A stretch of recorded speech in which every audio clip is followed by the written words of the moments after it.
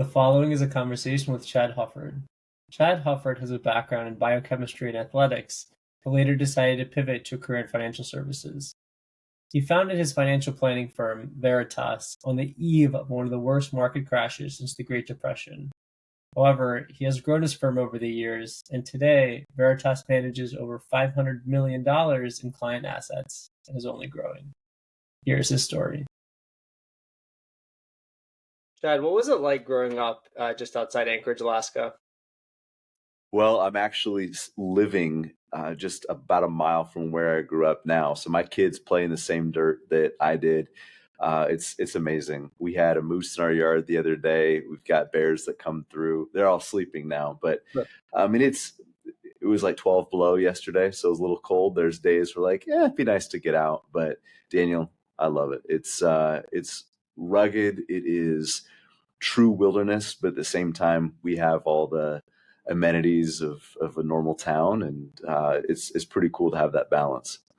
Gotta love the home style life. Is it cold in Alaska this time of year? Oh no, it's 12 below yesterday. Got It was it. 12 below, and it's supposed to rain on Thanksgiving. So our our weather can't figure out what it's trying to do right now. Got it. No worries. I'm out here in the east, so we love warm weather, and we're not so accustomed to the cold. So interesting talking to someone who's accustomed to that lifestyle. But you have a really cool background right now. You're building this great and awesome financial planning firm. But what's interesting is that you've had a bit of a unique career path to where you are now. Would love to learn more specifically about why you studied biochemistry kind of early on. So the reason I chose biochemistry was it was the hardest degree program that we had at the university I studied at. And I felt it was going to be a differentiator. I wanted to go into medicine. Endocrinology and surgery were at the top of my list.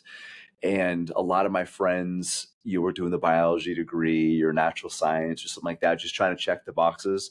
I wanted something that differentiated me, and I wanted something that I could use even outside of medicine. So chemistry degrees are very rare. There's not a lot of people that graduate with chem degrees. We're not a super cool bunch of people.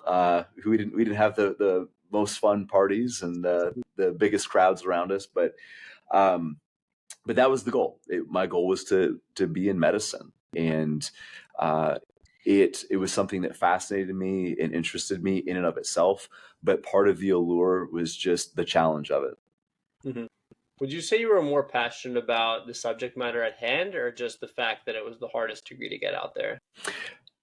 They were so intertwined, it was hard to say. But I would say my fascination was more with the subject matter because, Daniel, that has never left. I am still fascinated with biochemistry, with medicine, with neurology. Some of my friends who are all now physicians that I studied with back in the day, I still keep in touch with them, and we nerd out on stuff. So I still try to read 2 or 3 books a month hmm on physiology, biochemistry, health, nutrition, something like that. And like I said, I connect with my friends still. They're always sending me podcasts. And honestly, I use a lot of chemistry and health and fitness metaphors in finance, because what it does, it gives me another realm to shift somebody's perspective, to give them an opportunity to see an old problem in a new light, or just see it in a new way that might cause them to rethink their behavior, their choices, and their decisions. So I'm very, very grateful I did it, even though it's an indirect path where I'm at today. But it was a choice that I'm very, very grateful for. I go to an endocrinologist for a personal health issue, so it's interesting. Maybe in another lifetime, you would have been my endocrinologist, but interesting to see the path that you took on. But on that note, speaking of paths, one thing that you said was that you originally never planned to follow your father's footsteps when your father was also involved in financial planning. What ended up changing in you for you to decide to kind of pursue that path and really do what your dad did? It was actually more about my wife than hmm about my dad. I had a tremendous amount of respect for my dad, and I was so proud of him. I loved seeing people come up to him and thank him for the impact that he had on their lives. And what I came to understand as I got older is my dad wasn't just helping people plan their finances. Hmm. He was actually helping them change the trajectory of their life. But it wasn't something I thought I wanted. I wanted to help people change the trajectory of their life as well. I wanted them to experience more freedom, to really have the best life they could have, to become a better version of themselves. But I thought medicine was going to be my tool to do that.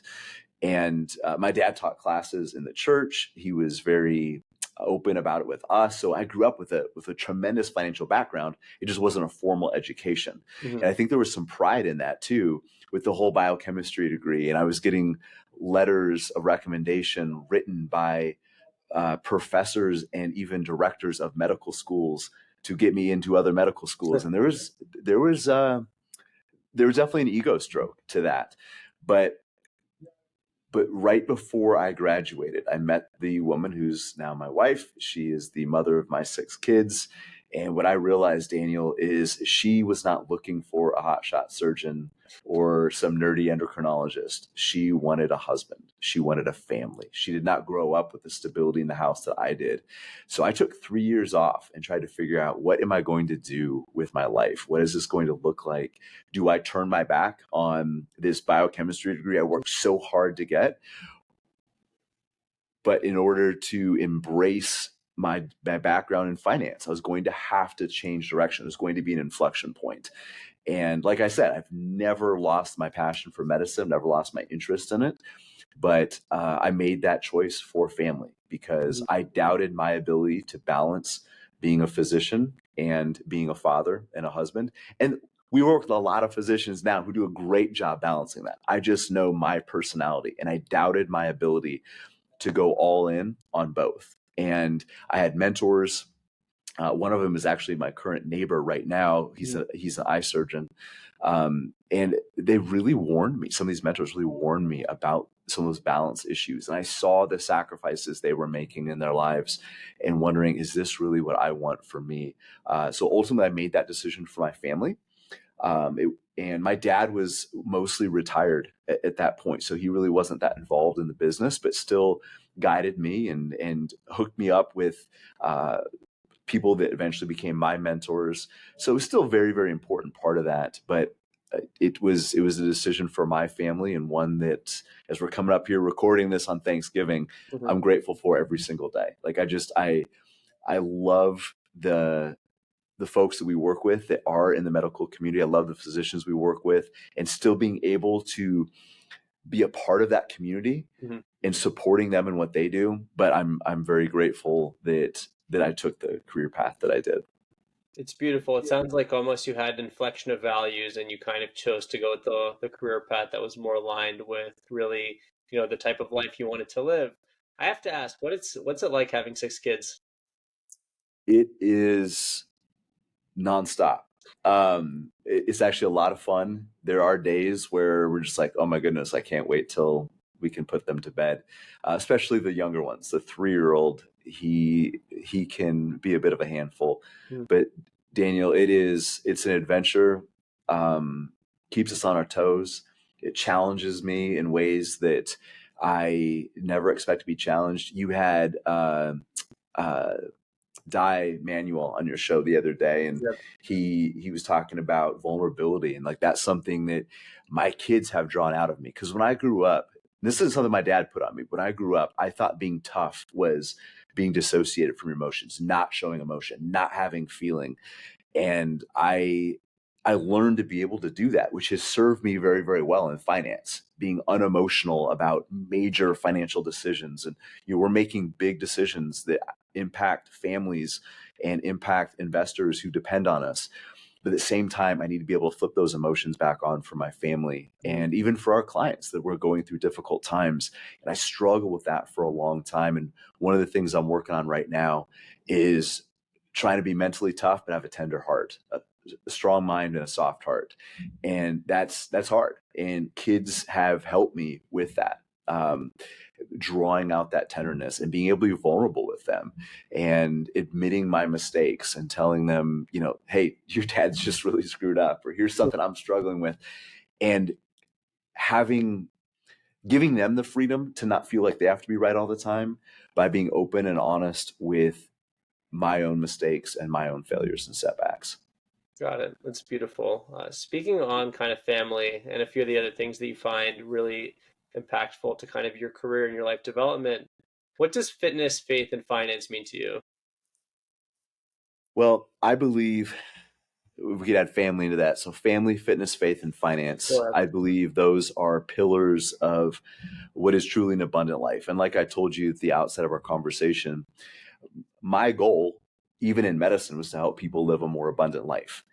And I've just used finances as that tool to be able to do that.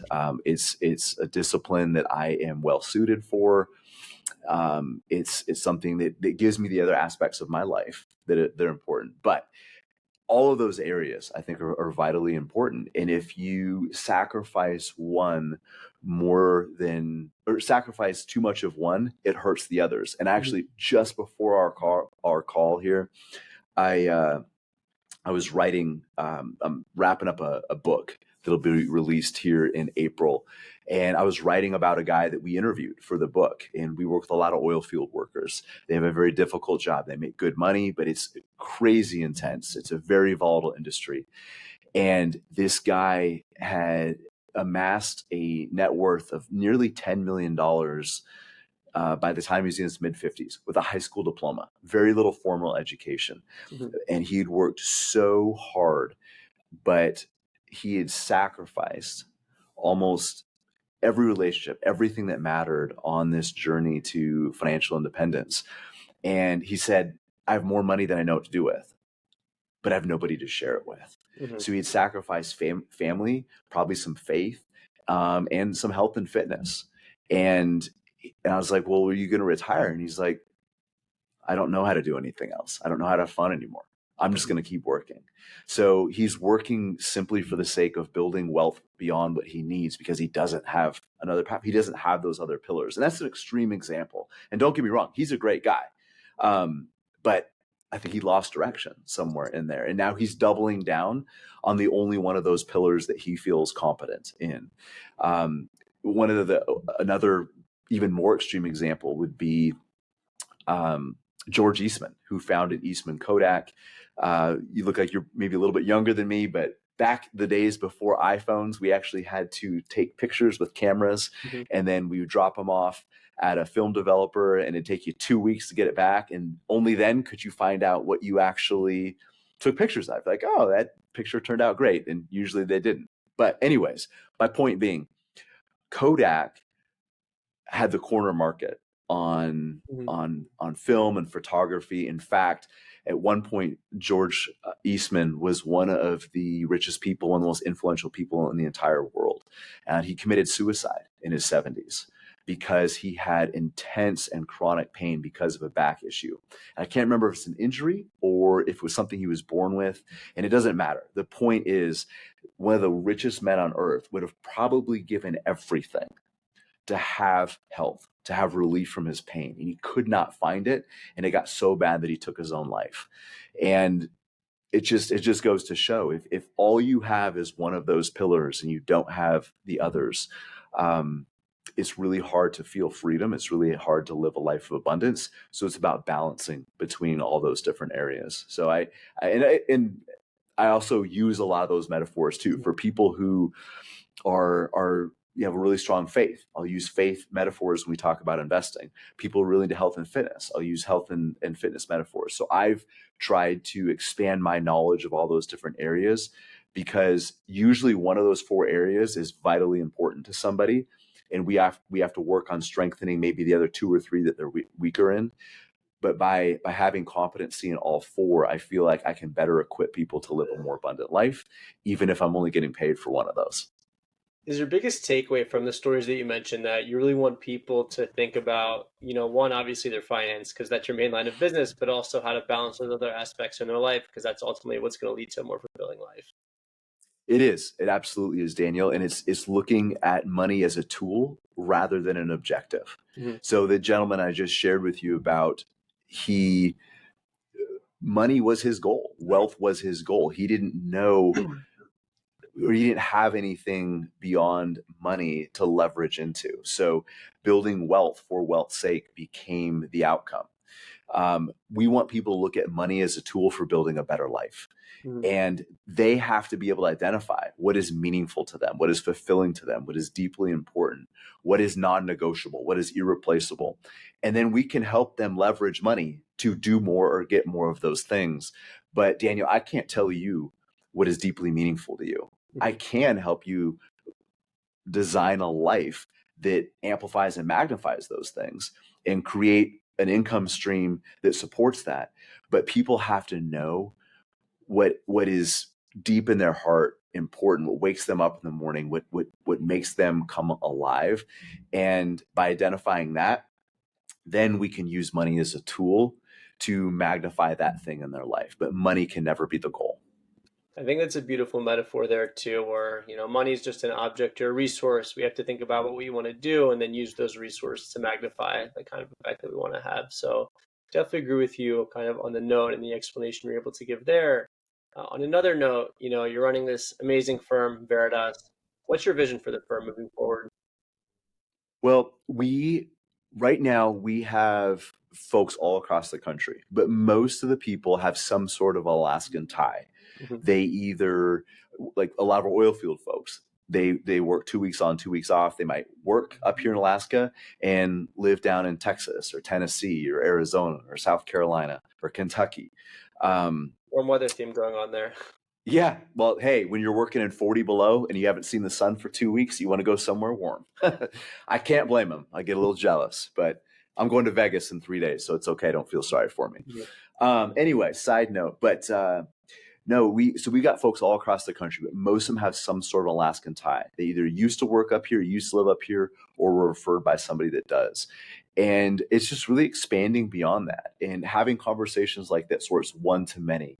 Mhm. My hope is to build a platform that we have to be in front of our clients more often so they get more of this encouragement. Because Daniel, I am up against a 24/7 news cycle of misinformation and doom and gloom. My Yep. competition is not other financial firms. My competition is the media and our society distracting people from what is meaningful, distracting them from the long-term goals. We have to be like the tortoise in the hare race, just keeping our eyes down and steadily plodding along. But there's so much to pull us off the path. Like that is my competition. So by doing podcasts, by speaking, by writing a book, my goal is that we can be constantly in front of the families that we're working with, giving them encouragement, giving them empowerment, giving them education, because discipline, optimism, those things aren't stored well in the body. It's like vitamin C. Mhm. You need small doses of it throughout your day, throughout your life. You can't just have a big bunch of it all at once. You're like, okay, good luck for the next 10 years. Mhm. uh, Building wealth and building financial freedom is a long-term process. It's arduous. It can be exhausting. So by having conversations like this, we can be that motivation and that source of inspiration for our families when things get hard, like they are right now. I mean, we're 2 years into the biggest market decline since, or at least the longest, Mhm. most prolonged market decline since the Great Recession. So people get worn down, they get burnt out, they get fatigued, and we want to be there to lift them out and lift them up and help push them forward. It's great to be there as a guiding figure, especially considering the uncertain economic times we're in. But from the advisory perspective, you oversee just around $500 million in assets. What's that like? Does that ever get a little daunting, or do you kind of confidently move forward knowing you have such an amazing responsibility on your hands? It's both, but it is the responsibility that also makes this so satisfying. And there is a lot of pressure, there's a lot of weight on our shoulders. I have a fantastic team around me, and I because of that, I do have a very balanced life where I am rarely late getting home. I am able to eat dinner with my family. I can work on my faith. I can work on my fitness. Um, and all those things make me sharper to be better at what I do when I'm in front of my clients. So I see all those pieces is not competing for each other, but complementing each other. But to your point or to your question, I have a need to be at my best all the time, because there are so many families that depend on me, that depend on our team, and we've got to push each other, we've got to challenge each other, we've got to have difficult conversations. There's a proverb in the Bible that says iron sharpens iron, but that only happens with some sparks. Yep. And it is a tremendous responsibility. It's sobering, but it is also deeply, deeply fulfilling. And even though a big part of what we do is helping other people retire, I can't imagine retiring myself, because there's nothing better that I'd rather be doing than what I'm doing right now, right here. It's a beautiful note, and something that I hope we can all aspire to. But on that note, and on a lot of the challenges that you faced, what do you think's been the biggest challenge you faced thus far, or the biggest learning moment you've had running your own financial firm? Scaling is difficult. Being able to expand what we're doing to reach more people without watering down our value. And that's why doing these one-to-many conversations, doing podcasts, doing speaking engagements, it allows us to actually increase our value as we grow. There's more touch points, there's more encouragement. But it's difficult. And finding good people. Almost everybody in my office, I've known for 20 years or more. Mm-hmm. And we hire for character, and then teach the skills. We look for people who are very, very high integrity, very, very hardworking, diligent, who have a service mentality, and then we teach them the skills that they need. And we've got great support system outside the office too. But as we talk about having this, you asked kind of my vision about being able to serve a more national audience. Scaling will be important as we go forward, and having brick and mortar offices outside of Alaska. I don't have that all figured out. We're working on it, and thankfully I'm blessed to know fantastic people, even outside of our office, that are willing to help us with that. But there will be growing pains, and we've experienced some of that here recently. We experienced a lot of that in 2020, but that forced us to go more digital, to be able to do more Zoom, things like that, which helped us to expand our network beyond just Alaska and do more with people outside, even down in Florida and Maine and New York, places that are about as far away from Alaska as you can get while still staying in the United States. So I see some of those obstacles also as opportunities to grow. And one of the other big obstacles that I mentioned earlier is just what we're up against in society, in media. I mean, we're trying to train people to have a better relationship with their future self, to be more long-term focused, to embrace delayed gratification. Everything in our world says the opposite. It's do it now. What is the thing my daughter just said? YOLO, you only live once. So basically live in the moment. But too often people are sacrificing their future selves rather than serving their future selves. And it's hard to get people to flip that when everybody around them is not delaying gratification. They're living in the moment at the expense of their future. There's this one saying that I heard that I think you'll like. It's called, "Don't worry about the moment, it's only a moment." So I think that definitely can resonate with what you were saying. Well, I appreciate that, because what we are asking people to do is embrace hard things, to choose the hard right rather than the easy wrong. And that, it takes its toll. It is difficult. And it also to balance, right? Just like that guy I told you about a few minutes ago, that did so much of the hard things, he sacrificed too much in the moment. And that's why we stress having a plan, the importance of having a financial blueprint, and a blueprint for your life that connects your current actions with where you want to be and who you want to become in the future. So you don't sacrifice too much in the moment, and you don't give up the things that are non-negotiable, the things that must be protected. And you can balance serving your future self while being present and enjoying the moment. I think that's a beautiful note. Another person that you would probably agree has been instrumental, and someone that you've had a relationship with, is Dave Ramsey, who a lot of us know as this big financial media personality. So what kind of relationship have you had with him, and how has he helped you kind of grow as an investor and an advisor? Well, we've been affiliated with Dave's organization for about 8 years now, and it's been a great partnership. He has a much bigger name, a lot of nationwide credibility, but he's also served as somewhat of a filter for us. So when we get referrals from Dave's organization, we get people that come to us saying, hey, I see you're affiliated with Dave Ramsey. I want help applying his principles to my own financial path. We expect them to have a certain amount of discipline and diligence already in place. And if somebody comes to us and they're saying, yeah, I've been listening to Dave Ramsey for 10 years, and we find out they got 40 grand in credit card debt, and they're taking loans out on everything, and they're not investing their stuffing their money in coffee cans and burying in their backyard. We know these people probably aren't super coachable. There's more going on than just a lack of financial direction, because they've heard a lot of the advice, but whether they victimize themselves, whether they come up with excuses, they're not following it. And what we are looking for is people who are coachable, who are willing to do the difficult thing, willing to do the things that most people aren't, so they can get to where most people won't end up. And by partnering with Dave Ramsey, we kind of let him be the bad guy. We'll be like, hey, Dave says these are the steps you need to be doing. How come you're not doing them? And they come up with a whole laundry list of excuses of why math and whatever math doesn't apply to them. They're special. But we also didn't have to reinvent the wheel. And like I said, a big part of what we do, Daniel, is taking Dave's principles and helping people apply them. We're taking tools and processes that other people have developed, and taking that knowledge and helping people execute.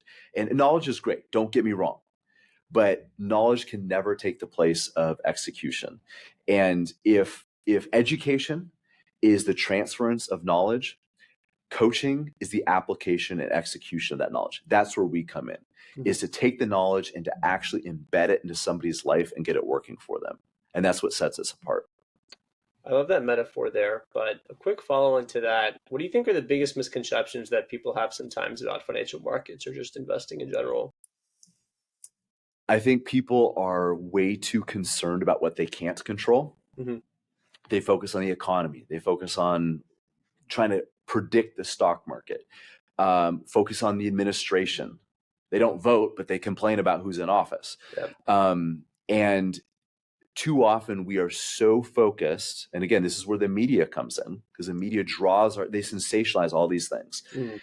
It takes our focus off of what we can do and puts it on what is outside of our control. And what that does is it steals our sense of agency, and it creates a sense of victimization, but also learned helplessness, where if that goes on long enough, we stop believing that we have influence in the trajectory of our life. It's almost like we're sitting around waiting for good things to happen to us and hoping bad things don't, rather than stepping into the arena, making the tough decisions, and starting to build our future rather than just waiting for it to play out. Got it. On that note, kind of when people are looking at these markets, and as you mentioned that sometimes people kind of can overreact and get into this victim mentality, it's definitely more important from the advisory end to kind of be a coach and maintain a little bit more of a cool head. So personally, what do you look at when evaluating companies, or how do you keep a cool head when there's, the news is reporting financial markets downturn every single day? Well, one of the things we try to get people to focus on is future income, not current principal, because financial independence, financial freedom is an income issue, not a principal problem. When I say principal, what I'm talking about is the current value of your invested capital. That's the principal value. It's the amount when you open up your 401k statement, your IRA statement. That's what everybody looks at. If I were to sell off all my mutual funds today, all my stocks, all my bonds today, how much money would I get for them? That number is far less important than the amount of income those things can produce over a lifetime. Because you don't take your 401k statement to the grocery store when you're retired. You take income. So the metaphor that we use is building wealth is like planting an orchard. If you build your orchard large enough, you don't ever have to sell your trees. You just live off of the fruit that it produces. So you don't have to get caught up in temporary price fluctuations. So when we're looking at our investments, when we're looking at somebody's strategy, we're looking at everything through the lens of their long-term goals. How much income are they going to need to be financially independent?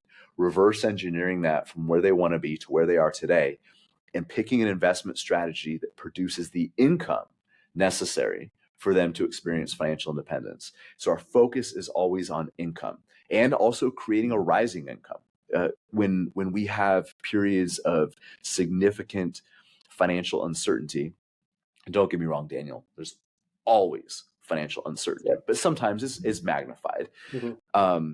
There's a tendency for people to go into more stable investments, things like bonds and CDs, fixed annuities, but it's fixed income. Mm-hmm. And fixed income in a rising cost world is a recipe for disaster. But what those instruments do offer is temporary comfort. They give temporary relief, but they create long-term problems. So what we need to do is get people, again, to focus on that income producing freedom and look less at the temporary principle. And if people looked at when people open their statements, if they tracked the dividend payouts of their stocks and mutual funds rather than the temporary price, I think they would have a much better long-term view and make fewer mistakes. But too often people are viewing everything in the moment, and instead of acting on a long-term plan, they react to whatever is around them. I think that's also a great metaphor to tie into what's happening nowadays, where every day, is apparently doom and gloom. And I wanted to say every year besides 2021, when, obviously that year was a little too good to be true. And now we're seeing why it was too good to be true. People should still kind of keep in mind different assets to really build that long-term wealth as opposed to just going into fixed income. So I definitely think that's a beautiful note on there. Transitioning to some of the life advice and some of the things that I've seen you post online, you're a big advocate of challenging mornings and really challenging yourself early on so the rest of the day gets easier. Why do you think it's so important that we do something so difficult in the morning to try to transition that throughout the day? There's a lot of reasons. Number one, if you start the day with something that's difficult, it does change your perspective on the rest of the day. So Mark Twain is credited with a quote saying, yeah, eat a frog for breakfast. And the idea is, if you start your day by eating a frog, something gross and ugly, everything else looks a little bit prettier. Everything else is more pleasant. But another big part of that is avoiding procrastination. So if we start our day doing something difficult, we get it done, we get it out of the way. There's a tendency for people to start their day procrastinating. It starts with the snooze button. Mm-hmm. A lot of people begin their day with a choice to procrastinate, to put off what they should do now, which is get their butt out of bed and push off 7, 8, 9, 10 minutes. And it may seem like a small thing, but now you have less time to get ready for the day, probably a little bit more stress. Maybe your workout gets shortened, or maybe you don't do the journaling or the reading that you were supposed to do. You don't write a gratitude journal, whatever. But it compresses your morning and it already starts your day off with one strike against you. And that's just one example. But there's a tendency to push off those things we don't want to do. When you tackle something difficult right from the get-go, it reduces the fear around those other difficult things that you have to do. And life, building wealth, physical fitness, all those things are a momentum game. Mm-hmm. It's all about momentum. And when you start the day with a win, a victory, especially over a difficult task, you build tremendous momentum through the rest of your day. So I think a day is often won in the first couple hours of the morning. And the trajectory of that day, the impact it's going to have, is often created in your momentum that you start. Now, it doesn't mean that a bad day or a difficult morning can't still end up in a great day. And some days might start out great, and then you get in a car accident, or your kid gets sick and thrown up, like whatever. Like, things can go sideways. Don't get me wrong, but when you look at your days as an aggregate, 365 days for 80 years, the better you start your day, the better that day is going to go. And your life is going to be built on the aggregation of those individual days. So your momentum in the morning very much is a huge influence on how your life ends up. Speaking of aggregate and momentum, another book that you read recently that was actually the previous book that I fully finished was Moneyball. And something that's interesting that's discussed in Moneyball is how if over time you kind of invest in skills as opposed to just the perceived emotions around what's going on, over time, at least in the regular season, for those that have read the book, over time, kind of your results are going to speak for themselves. So what are the biggest lessons that you think you've learned in Moneyball, and how do you think that reflects kind of, your broad career choice and broadly how people should kind of approach their lives and building momentum? So I love that you brought that up. It's focusing on inputs, not outcomes. Mm-hmm. So outcomes, that's the goal. That's what I want. Whether it's increasing my revenue or retiring someday or losing 10 pounds, whatever somebody's goal is, that's the outcome. But you usually don't have complete control or leverage over the outcome. So what we need to do is connect inputs that do leverage the outcome. So if my goal is to lose 20 pounds, well, what can I do to control that? I can stop eating after 6 o'clock. I can exercise more. I can get rid of all the snacks and sweets in my pantry. Those are all inputs. Mm-hmm. Now, if I do that, am I going to lose weight every single day? No. But I have to have faith in the process that if I leverage the right inputs, the outcome will take care of itself. It might not happen as quick as I want, and it won't give me measurable success every single day. And that's the whole idea with Moneyball. It's a numbers game. Mm-hmm. If you iterate this enough times, day after day after day, year after year, you will experience victory most of the time.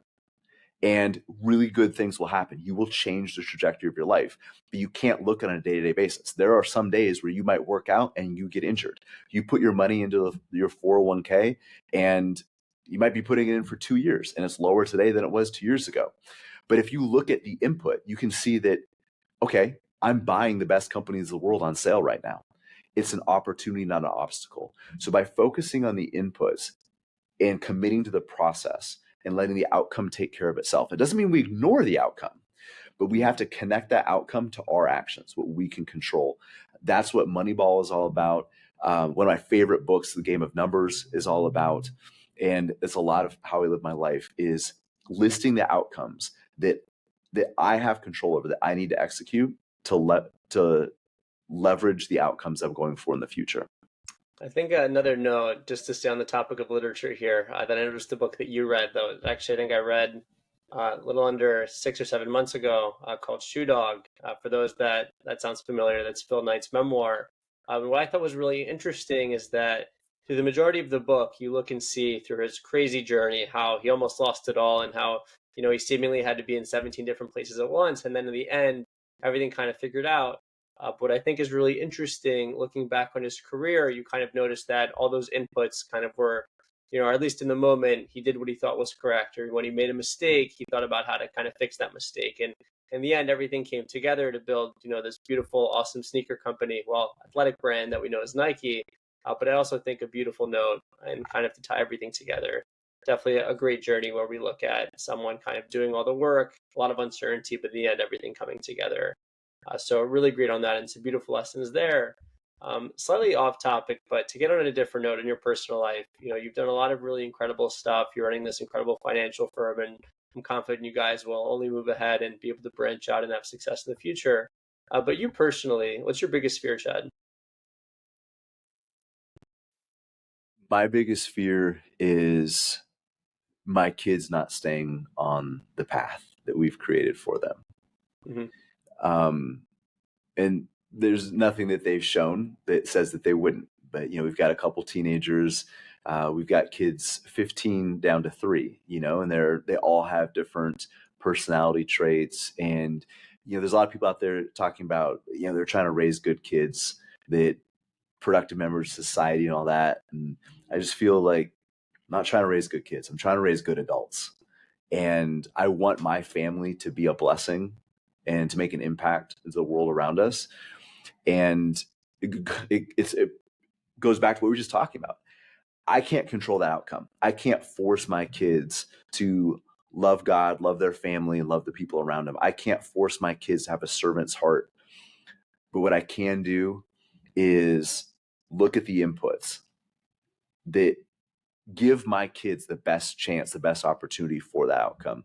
So that's my fear, but I'm also actively working on what I can do to ensure their success and ultimately the impact that they'll have on this world.